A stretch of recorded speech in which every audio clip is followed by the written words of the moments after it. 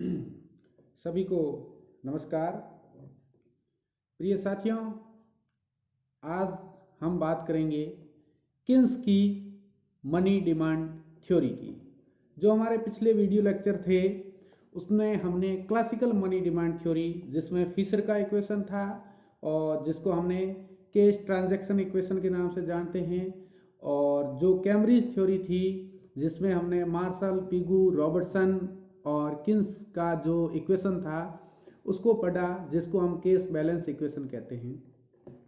वो दोनों थ्योरियाँ ये बताती थी कि मुद्रा है, उसकी मांग हम मुख्य रूप से लेन देन उद्देश्य के लिए करते हैं, यानी कि मुद्रा की डिमांड है जो किसके लिए की जाती है, ट्रांजैक्शन के लिए की जाती है। साथ ही उन्होंने अपनी थ्योरी में ये भी बताया कि अगर इकोनॉमी के अंदर फुल एम्प्लॉयमेंट की हालात है, जैसा कि क्लासिकल मानते थे कि इकोनॉमी हमेशा फुल एम्प्लॉयमेंट की स्थिति में रहेगी, तो उस स्थिति में मनी डिमांड और जो प्राइसेस है या जनरल प्राइस लेवल है उसके बीच में धनात्मक संबंध पाया जाता है और अनुपातिक संबंध पाया जाता है। जैसा फिशर ने बताया कि हमारी अगर मनी सप्लाई बढ़ जाएगी तो उसी अनुपात में कीमतें भी बढ़ जाएगी। आज का जो हमारा मनी डिमांड थ्योरी का जो लेक्चर है वो है किन्स का मुद्रा मांग सिद्धांत। किन्स ने अपने मनी डिमांड थ्योरी में कई नई बातें कही जो कि क्लासिकल मनी डिमांड थ्योरी में नहीं थी। तो हम आज बात करते हैं किन्स का मुद्रा मांग सिद्धांत, कीनेसियन मनी डिमांड थ्योरी। इसको हम ये भी कहते हैं तरलता अधिमान सिद्धांत, यानी लिक्विडिटी प्रेफरेंस थ्योरी। पहले तो हम ये बात करते हैं कि तरलता होती क्या है। तरलता का तात्पर्य है कोई भी ऐसी संपत्ति या ऐसा मूल्य जिसको बिना किसी हानि के तत्काल उसको दूसरे रूप में बदला जा सकता है, यानी हम जब चाहें उसको एक रूप से दूसरे रूप में बदल सकते हैं और हमें उस पर किसी प्रकार का लॉस नहीं हो, तो उसे हम क्या कहते हैं, तरलता कहते हैं। किन्स ने अपनी मनी डिमांड थ्योरी में यह बताया कि मुद्रा है वो सबसे अधिक तरल रूप में होती है। यदि हम तरलता का प्रेफरेंस देखें तो सबसे अधिक तरल कौन होती है, मुद्रा होती है। उसके बाद में टाइम डिपॉजिट्स होती है। मनी के बाद में क्या हो जाएगी, टाइम डिपॉजिट्स, फिर बिल, फिर बॉन्ड, फिर इक्विटीज और फिर रियल असेट्स। रियल असेट्स में लिक्विडिटी है वो बहुत कम होती है। तो यदि हम इनको कंपैरेटिवली देखें तो मनी है उसमें जो लिक्विडिटी है वो बहुत ज़्यादा होती है, उसको जब चाहें तब हम उसको किसी भी रूप में बदल सकते हैं। तो किन्स अपनी थ्योरी में ये बताते हैं कि जो हम मनी की डिमांड करते हैं उसको लिक्विडिटी प्रेफरेंसेस के लिए करते हैं, उसको तरल रूप में रखने के लिए करते हैं। अब किन्स बोलता है कि मनी की डिमांड है लिक्विडिटी की, मोटिव फॉर लिक्विडिटी, यानी कि हम तरल रूप में मनी को क्यों रखते हैं, मनी की डिमांड तरल रूप में क्यों करते हैं। इसके लिए किन्स ने तीन ऑब्जेक्टिव बताए, तीन मोटिव बताए। एक सौदा उद्देश्य पहला, दूसरा बचाव उद्देश्य और तीसरा सट्टा उद्देश्य। पहले को कहा ट्रांजैक्शन मोटिव, दूसरे को कहा प्रिकॉशनरी मोटिव और तीसरे को कहा स्पेकुलेटिव मोटिव। हम इसको शॉर्ट में लिख सकते हैं मनी डिमांड फॉर ट्रांजैक्शन, इसको लिख सकते हैं money demand for precautionary motive और इसको लिख सकते हैं money demand for speculative motive. तो ये तीन उद्देश्य बताए। अब हम पूरा डिस्कस करेंगे कि ये तीनों उद्देश्य क्या क्या होते हैं और लोग क्यों क्यों इनकी मांग करते हैं। सबसे पहला उद्देश्य आता है सौदा उद्देश्य, ट्रांजैक्शन उद्देश्य, या जिसको हम कह सकते हैं लेन देन उद्देश्य। लोग अपनी दैनिक क्रियाओं को पूरा करने के लिए मुद्रा का एक भाग अपने पास नकद रूप में रखते हैं। इसका कारण ये होता है कि लोगों की आय और खर्च में गैप पाया जाता है। आय एक निश्चित समय अवधि के बाद मिलती है, जबकि जो खर्च है वो हमेशा कंटिन्यूस होता है। तो उस खर्च को पूरा करने के लिए चाहे व्यक्ति है या चाहे फर्म है, कोई भी है, वो अपने दैनिक खर्चों को पूरा करने के लिए अपनी आय का एक भाग यानी कि निश्चित रूप से अपने पास लिक्विड के रूप में रखते हैं। यानी कि मनी की डिमांड है वो लिक्विडिटी के रूप में की जाती है। किसके लिए, अपने दैनिक जो लेन देन के कार्य होते हैं उनको पूरा करने के लिए। तो जिसको किन्स ने कहा ट्रांजैक्शन मोटिव। दूसरा होता है बचाव उद्देश्य। क्योंकि हमारे सामने भविष्य में कई प्रकार के संकट आ सकते हैं, जैसे कोई बीमारी है या कोई दूसरा खर्चा है, या जैसे कोई फर्म है तो उसको भविष्य में कोई नया प्लांट लगाना है या कोई उसके सामने दूसरा संकट आ जाए।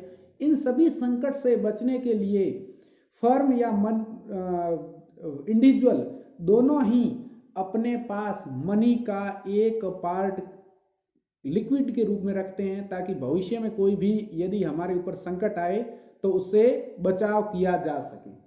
और तीसरा जो उन्होंने बताया है किन्स की मनी डिमांड थ्योरी का सबसे इंपॉर्टेंट पार्ट है, क्योंकि ये दोनों उद्देश्य तो कहीं ना कहीं जो हमारी क्लासिकल थ्योरी थी उसमें भी पार्ट थे, बट ये जो है स्पेकुलेटिव मोटिव इसको किन्स ने विशेष महत्व देके बताया। और किन्स की थ्योरी का ये सबसे इंपॉर्टेंट पार्ट है। ये एक तरीके से किन्स की थ्योरी को दूसरी थ्योरियों से अलग करने वाला था, क्लासिकल के ऊपर एक तरीके का सुधार कह सकते हैं, जिसमें किन्स ने अपनी थ्योरी में स्पेकुलेटिव मोटिव सट्टा उद्देश्य के लिए मुद्रा की मांग को शामिल किया। भविष्य अनिश्चित है, भविष्य के बारे में किसी को जानकारी नहीं होती, लेकिन लोग क्या करते हैं कि इस अनिश्चितता के दौर में अपनी मनी का एक पार्ट इन्वेस्ट करते हैं बॉन्ड के रूप में या दूसरे किसी रूप में, ताकि भविष्य में उससे लाभ कमाया जा सके। अपनी मनी का एक पार्ट क्या करते हैं कि वो इसके लिए लिक्विड के रूप में रखते हैं कि अगर हमें भविष्य में लाभ होने की आशा है तो उस लिक्विडिटी को वो बॉन्ड में बदल देते हैं, और यदि भविष्य में हमें हानि होने की संभावना है तो बॉन्ड वगैरह से वो अपना पैसा निकाल कर अपने पास लिक्विड रूप में रख लेते हैं। तो ये किन्स की मनी डिमांड थ्योरी के तीन बड़े बड़े उद्देश्य हैं। सबसे पहले हम बात करते हैं सट्टा उद्देश्य, ट्रांजैक्शन मोटिव। किन्स की जो थ्योरी है, किन्स की थ्योरी के अनुसार money demand for transaction is function of y for income. Keynes ने कहा कि मुद्रा की जो सट्टा मांग है वो आय के स्तर पर निर्भर करती है, और किन्स ने यह भी कहा कि मुद्रा की सट्टा मांग और आय के बीच में धनात्मक संबंध पाया जाता है, यानी कि आय के बढ़ने से मुद्रा की जो किन्स ने अपनी थ्योरी में जो लेन देन उद्देश्य के लिए या सौदा उद्देश्य के लिए मुद्रा की मांग है उसके लिए ये कहा कि इसके और आय के स्तर के बीच में है जो धनात्मक संबंध पाया जाता है। आय के स्तर के बढ़ने से लेन देन उद्देश्य के लिए या सौदा उद्देश्य के लिए मुद्रा की मांग है जो बढ़ जाएगी, और आय के घटने से घट जाएगी। इस प्रकार मैं कह सकता हूं मनी डिमांड, या मैं इसको अगर रिलेशन के रूप में कहूं differentiation of money demand for transaction with respect to y is positive, यानी कि आय के बढ़ने से मनी डिमांड फॉर ट्रांजैक्शन भी बढ़ेगी। दूसरी इन्होंने बताई है प्रीकॉशनरी मोटिव। प्रीकॉशनरी मोटिव के लिए इन्होंने कहा कि money demand for precautionary motive is function of y. ये भी किसके ऊपर निर्भर करेगी? आय के स्तर पे करेगी। जैसे जैसे आय हमारी बढ़ेगी वैसे वैसे व्यक्ति या फर्म अपने स्वयं के पास मनी को, लिक्विडिटी को ज्यादा से ज्यादा रखेंगे, किसके लिए? बचाव उद्देश्य के लिए या प्रीकॉशनरी मोटिव के लिए, और इसी प्रकार ट्रांजैक्शन मोटिव के लिए। अगर मैं इसको रिलेशनशिप के पॉइंट ऑफ से देखूं, MDP differentiate y is positive. और तीसरा जो इन्होंने बताया money demand for speculative motive, इसको कहा है कि यह है जो ब्याज के दर के ऊपर निर्भर करेगी, यानी money demand for speculative motive is function of r, और कैसी है? नेगेटिव है। Money demand for speculative with respect to r is less than 0, यानी यहां अगर हम फर्स्ट ऑर्डर इसका डिफरेंशिएशन ले लेंगे तो ये कैसा आएगा? ऋणात्मक आएगा। अर्थात यह बताएगा कि ब्याज की दर और मुद्रा की सट्टा उद्देश्य की मांग के बीच में ऋणात्मक संबंध पाया जाता है। अब हम इन तीनों को डायग्राम की सहायता से और इसको समझने की कोशिश करेंगे कि इन तीनों में किस किस का क्या भूमिका है। तो किन्स अपनी मनी डिमांड थ्योरी में मनी की डिमांड क्यों की जाती है, इसके लिए 3 कारण बताते हैं। एक ट्रांजैक्शन मोटिव, एक प्रिकॉशनरी मोटिव और एक स्पेकुलेटिव मोटिव। तो पहला मनी किन्स ने अपना जो बताया है वो है सौदा उद्देश्य। सौदा उद्देश्य या जिसको उसने कहा लेन देन उद्देश्य, शॉर्ट में हम कह सकते हैं मनी डिमांड फॉर ट्रांजैक्शन, यानी मुद्रा की लेन देन उद्देश्य के लिए मांग। किन्स है जो अपनी थ्योरी के माध्यम से ये बताते हैं कि मुद्रा की जो लेन देन उद्देश्य के लिए मांग की जाती है वो आय के स्तर के ऊपर निर्भर करती है। आय के स्तर के बढ़ने से मुद्रा की लेन देन उद्देश्य के लिए मांग बढ़ जाएगी और आय के स्तर के घटने से मुद्रा की लेन देन उद्देश्य के लिए मांग घट जाएगी। इसको वो इस प्रकार से हम डिफाइन कर सकते हैं, एम डी टी बराबर के वाई। के क्या है, प्रोपोर्शन है, आय का वो भाग जिसे लोग लेन देन उद्देश्य के लिए अपने पास रखते हैं। इसको मैं डायग्राम के रूप में व्यक्त करूं तो इधर मैंने इनकम ले ली और इधर मनी डिमांड ले ली, मनी डिमांड। तो ये के वाई बता रहा है, इसके बीच में रिलेशन है। यदि मान लो आय का स्तर y0 है तो मनी डिमांड आपकी क्या होगी, m0। आय का स्तर बढ़कर y1 हो गया तो मनी डिमांड भी बढ़कर आपकी m1 हो जाएगी, यानी कि यहाँ पर पॉजिटिव रिलेशन है। तो आय के बढ़ने से मनी डिमांड फॉर ट्रांजैक्शन है वो बढ़ जाएगी। दूसरा इसमें यदि हम कारण समझें तो वो भी है, यदि इस के की वैल्यू बढ़ जाती है तो भी मनी डिमांड फॉर ट्रांजैक्शन बढ़ जाएगी। के से यदि के प्राइम हो जाता है सपोज दैट, तो ये हालात हो जाएगी के प्राइम वाई। तो इस आय के स्तर पर मनी डिमांड ये हो जाएगी और इस आय के स्तर पर मनी डिमांड ये हो जाएगी। अगर के भी बढ़ता है तो भी मनी डिमांड फॉर ट्रांजैक्शन बढ़ जाएगी। तो किन्स कुल मिला के अपनी थ्योरी के माध्यम से ये बताता है कि money demand for transaction motive is depends on income, और कैसा रिलेशन है, पॉजिटिव रिलेशन है। और किन्स ये भी बताता है कि जो लेन देन उद्देश्य के लिए या सौदा उद्देश्य के लिए मुद्रा की मांग है, इसके ऊपर ब्याज की दर का कोई प्रभाव नहीं पड़ता, यानी कि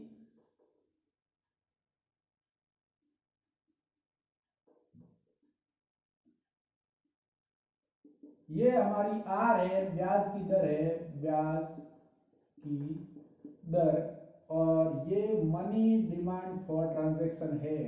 तो ये पूर्णतया कैसी रहेगी, मनी डिमांड फॉर पूर्णतया बेलोचदार रहेगी, यानी ब्याज की दर R0, R1, R2, R3 घटने बढ़ने का मनी डिमांड फॉर ट्रांजैक्शन पर किसी प्रकार का कोई प्रभाव नहीं पड़ेगा। तो यहाँ ध्यान देने योग्य बात यह है कि लेन देन उद्देश्य के लिए मुद्रा की मांग ब्याज की दर के प्रति पूर्णतया क्या होती है, बेलोचदार होती है, ऐसा किन्स ने कहा। लेकिन कुछ अनुभव सिद्ध अध्ययन ये भी बताते हैं कि एक ब्याज के एक निश्चित स्तर तक तो लेन देन उद्देश्य के लिए मुद्रा की मांग है वो पूर्णतया बेलोचदार होती है, लेकिन एक ऊंचे स्तर पर जब ब्याज की दर बहुत ज्यादा ऊंची उठ जाती है तो लोग अपनी आय का या अपने जो लेन देन उद्देश्य के लिए मुद्रा की मांग होती है उसका कुछ पार्ट लेन देन से निकाल कर उसको सट्टा उद्देश्य के लिए या दूसरे उद्देश्यों में शिफ्ट कर सकते हैं यदि ब्याज की दर बहुत ज्यादा ऊंची हो जाए। लेकिन किन्स अपनी थ्योरी में यही कहता है कि ब्याज की दर का मुद्रा की लेन देन उद्देश्य के ऊपर किसी प्रकार का कोई प्रभाव नहीं पड़ता। दूसरा हम ले रहे हैं सावधानी उद्देश्य, जिसको हमने प्रिकॉशनरी मोटिव कहा। सावधानी उद्देश्य का अर्थ होता है लोग अपने आय का एक बार या मनी डिमांड का एक पार्ट अपने पास लिक्विड रूप में रखते हैं ताकि भविष्य में सावधानी उद्देश्य, ताकि भविष्य में जो हमारे संकट आए उनसे बचा जा सके। Money demand for precautionary motive. Keynes ये मानते हैं कि जो भविष्य है उसमें जो भी संकट आते हैं उनसे बचने के लिए व्यक्ति या फर्म अपने पास मनी का एक पार्ट लिक्विडिटी के रूप में रखते हैं ताकि उन संकट से बचा जा सके, जिसके लिए उन्होंने ये बताया कि जो हम बचाव उद्देश्य के लिए या सावधानी उद्देश्य के लिए मुद्रा रखते हैं वो किस पे डिपेंड करेगी, आय के स्तर के ऊपर डिपेंड करेगी। प्रत्यक्ष संबंध पाया जाएगा, money demand for precautionary motive is function of Y, और कैसा है, पॉजिटिव है, यानी कि as Y increase money demand for precautionary motive increase, और इसके ऊपर भी ब्याज की दर का कोई प्रभाव नहीं पड़ता। चाहे सपोज दैट मनी, ये जो है मनी डिमांड, इसके ऊपर ब्याज की दर का कोई प्रभाव नहीं पड़ता। इधर हमने ले लिया आर, इधर money demand for precautionary motive ले लिया, money demand for precautionary motive. ब्याज की दर चाहे कोई सी भी हो, R0 हो, R1 हो या R2 हो, इनका money demand for precautionary motive के ऊपर किसी प्रकार का कोई प्रभाव नहीं पड़ता। तो किन्स के प्रथम दो उद्देश्यों के लिए जो मुद्रा की मांग होती है वो पूर्णतः किस पे निर्भर करेगी, आय के स्तर पर निर्भर करेगी, और ब्याज की दर का इसके ऊपर कोई प्रभाव नहीं पड़ेगा। किन्स ने इसको L1Y के द्वारा बताया। L1Y बराबर क्या बताया, MDT प्लस MDP, यानी प्रथम दो उद्देश्य है उनको लिक्विडिटी प्रेफरेंस फर्स्ट के नाम से उन्होंने व्यक्त किया कि मनी डिमांड फॉर ट्रांजैक्शन और money demand for precautionary motive, ये दोनों किस पे निर्भर करते हैं, वाई पे करते हैं, आय के स्तर पे निर्भर करते हैं, इनके ऊपर किसी भी प्रकार का ब्याज की दर का कोई प्रभाव नहीं पड़ता। अब हम तीसरा लेते हैं, सट्टा उद्देश्य स्पेकुलेटिव मोटिव।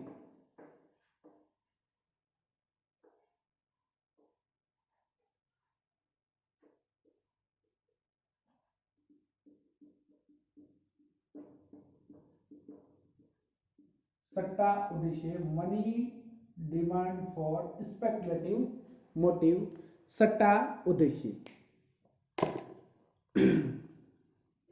लोग क्या करते हैं कि अपनी इनकम का या मनी का एक पार्ट लिक्विडिटी के रूप में अपने पास इस उद्देश्य के रूप में रखते हैं कि उनको भविष्य में बाजार में होने वाले परिवर्तनों के अनुसार निवेश करके उससे लाभ कमाया जा सके।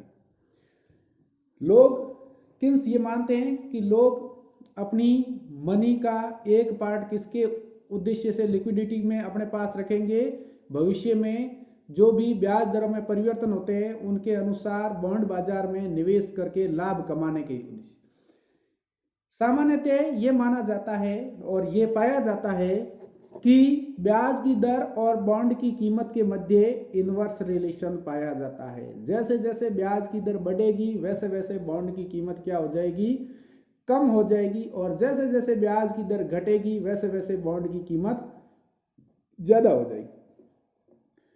तो यदि ब्याज दर ज्यादा है तो उस स्थिति में लोग क्या करेंगे कि ब्याज दर के ज्यादा होने से बॉन्ड क्या हो गए हैं, सस्ते हो गए हैं, बॉन्डों की कीमतें घट गई है, तो ब्याज दर के बढ़ने से उस स्थिति में लोग क्या करेंगे कि लिक्विडिटी को बॉन्ड के रूप में बदल देंगे और अपने पास लिक्विड मात्रा में जो स्पेकुलेटिव मोटिव के लिए मनी थी उसको कम कर देंगे और वो किस में बदल देंगे, बॉन्ड के रूप में बदल देंगे, क्योंकि बॉन्ड सस्ते हैं और ब्याज की दर ज्यादा है। इस स्थिति में बॉन्ड खरीद लेंगे, लेकिन उनको पता है कि भविष्य में क्या होगी, ब्याज दर घटेगी जिससे बॉन्ड की वैल्यू बढ़ेगी, और बॉन्ड की वैल्यू बढ़ने से लोग क्या करेंगे कि अपन ने जो वर्तमान में बॉन्ड खरीदे हैं उनको बेचकर लाभ कमाया जा सके। और जैसे ब्याज की दर घटेगी बॉन्ड की कीमत क्या हो जाएगी, बॉन्ड की कीमत है जो बढ़ जाएगी। इस स्थिति में लोग अपने पास बॉन्ड नहीं रखना चाहेंगे, बॉन्ड की बिक्री करके लिक्विडिटी के रूप में मनी अपने पास रखना चाहेंगे, बॉन्ड को ज़्यादा से ज़्यादा सेल आउट करना चाहेंगे और वो लाभ कमाना चाहेंगे। उनको पता है भविष्य में ब्याज दर बढ़ेगी जिससे बॉन्डों की कीमतें गिर जाएगी, इसलिए अभी पूंजी लाभ की संभावना ज़्यादा है और भविष्य में पूंजी हानि की संभावना ज़्यादा है। इसलिए लोग कम ब्याज दर पर क्या करेंगे, मनी को लिक्विडिटी के रूप में ज़्यादा रखेंगे और ऊंची ब्याज दर पर मनी को है जो कम लिक्विडिटी के रूप में रखेंगे और बॉन्ड या दूसरे के रूप में है जो सट्टा उद्देश्य के लिए जो मुद्रा की मांग है उसको क्या कर देंगे कि मनी को बदल देंगे बॉन्ड के रूप में। तो हम इसको एक डायग्राम के माध्यम से व्यक्त कर सकते हैं, समझा सकते हैं। तो किन्स ने बताया कि money demand for speculative motive is function of r, और दूसरा इसने बताया कि मनी डिमांड, यदि हम इसको रिलेशन के रूप में देखें, money demand for speculative motive is negative, यानी कि ब्याज दर के बढ़ने से money demand for speculative motive घटेगी और ब्याज की दर के घटने से money demand for speculative motive बढ़ेगी। इसको एक हम डायग्राम की सहायता से समझ सकते हैं। यहां हम ले रहे हैं money demand for speculative motive और इधर हम ले रहे हैं आर। ये एक डिमांड कर्व है, money demand for speculative function of r, r बराबर आर जीरो और आर, चलो इसको हमने ये ले लिया और एक मैंने यहाँ पर आर जीरो ले लिया, आर बराबर आर प्राइम, और यहाँ हमारी है r is less than r, r is greater than r prime, और इस स्थिति में r is less than r prime. R prime है भविष्य की ब्याज दर और आर है वर्तमान ब्याज दर। अब हम इस डायग्राम से समझते हैं कि क्या है। सबसे पहले हम इस पार्ट की बात करते हैं। आर वर्तमान ब्याज दर है और आर प्राइम है जो भविष्य की ब्याज दर है। इस स्थिति में क्या होगा,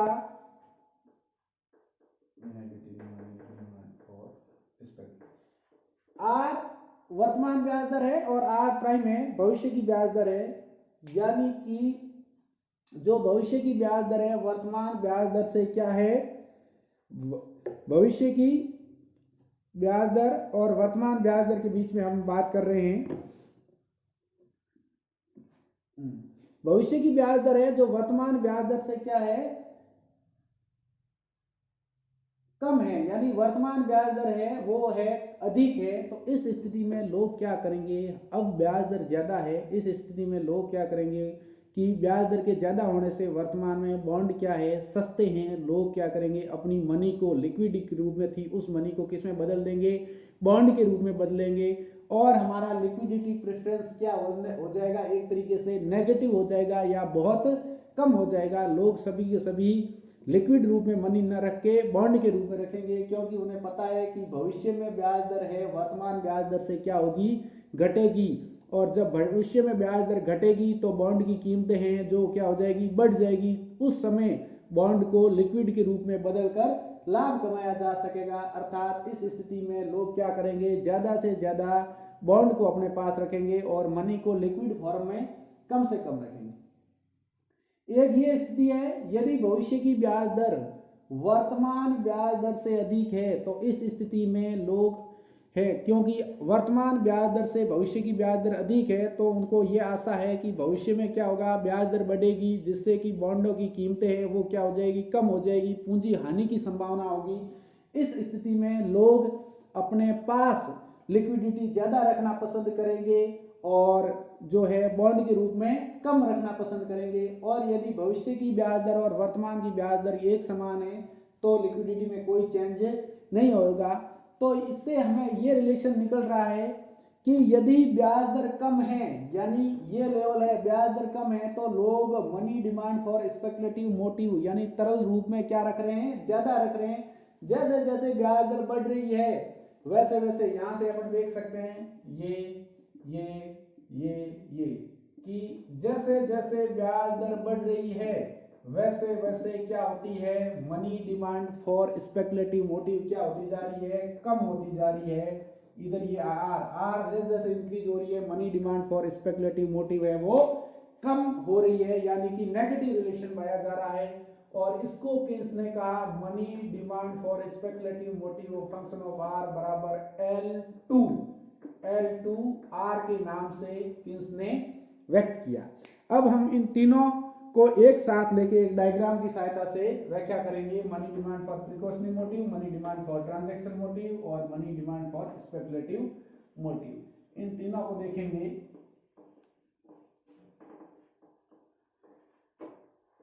किन्स ने प्रथम जो दो उद्देश्य है उनकी मनी डिमांड को किससे व्यक्त कर दिया, L1Y, और कैसा है ये पॉजिटिव रिलेशन वाला है, आय के स्तर पर निर्भर करता है। और L2R ये कैसा है, नेगेटिव रिलेशन को व्यक्त करता है। तो हम इसको डायग्राम बनाएं।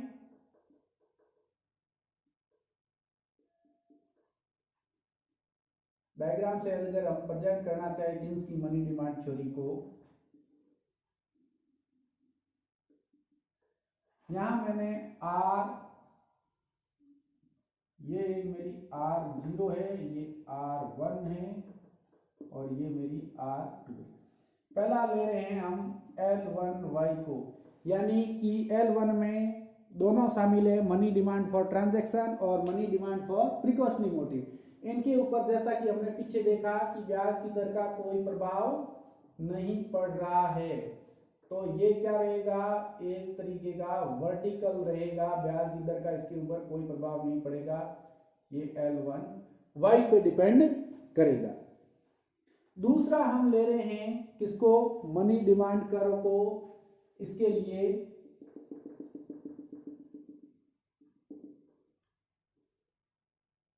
स्पेकुलेटिव मोटिव के लिए ये R0 एक मिनिमम ब्याज दर है, यानी भविष्य में इससे कम ब्याज दर नहीं होगी।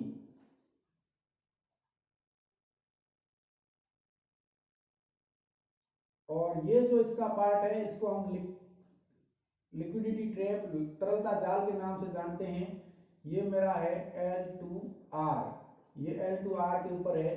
तो ये सेकंड को बताया गया है। प्रथम जो भाग है वो मुद्रा की लेन देन उद्देश्य और सावधानी उद्देश्य की लिए मांग को बताता है, जिसके ऊपर ब्याज की दर का कोई प्रभाव नहीं पड़ रहा। दूसरा भाग है मुद्रा की जो सट्टा उद्देश्य के लिए मुद्रा की मांग है उसको बता रहा है, जैसा कि हमने पीछे देखा कि इसमें कैसा नेगेटिव रिलेशनशिप पाया जाएगा। और यदि ब्याज की दर घट के एक न्यूनतम स्तर पर आ जाती है तो इस स्थिति में कोई भी व्यक्ति अपने पास बॉन्ड को नहीं रखना चाहेगा और पूरी जो बॉन्ड के रूप में मनी है उसको लिक्विड के रूप में बदल के लिक्विडिटी प्रेफरेंस क्या हो जाएगा, अनंत हो जाएगा। और इस स्थिति में लिक्विड, इसलिए ये क्वेश्चन होता है कि लिक्विडिटी प्रेफरेंस या लिक्विडिटी जो है ट्रैप, उस स्थिति में मनी डिमांड कर्व कैसा हो जाता है, पूर्णतः हॉरिजॉन्टल हो जाता है और मुद्रा की मांग तरलता के लिए क्या हो जाएगी, अनंत हो जाएगी। इस स्थिति में कोई भी व्यक्ति अपने पास मनी है वो बॉन्ड के रूप में नहीं रखना चाहेगा। यदि इन दोनों को मैं कंबाइन करूं तो ये जो प्रथम पार्ट है ये money demand for transaction plus money demand for precautionary, जिसको मैंने L1 से बताया, ये L1 वही है। इसके साथ इस पार्ट को ऐड कर दूं तो ये मेरा मनी डिमांड कर्व बन जाएगा और इस न्यूनतम ब्याज दर पर ये क्या हो जाएगा, परफेक्टली इलास्टिक हो जाएगा। ये मेरा मनी डिमांड कर्व है, टोटल मनी डिमांड कर्व है, जो कि किसका योग है, money demand is equal to L1Y plus L2R, ये बताता है। तो इस प्रकार किन्स की जो थ्योरी है वो हमें ये बताती है कि मनी की डिमांड 3 उद्देश्यों के लिए की जाती है, एक मनी डिमांड फॉर ट्रांजैक्शन और एक money demand for precautionary motive. ठीक है, तो इस वजह से इस स्थिति में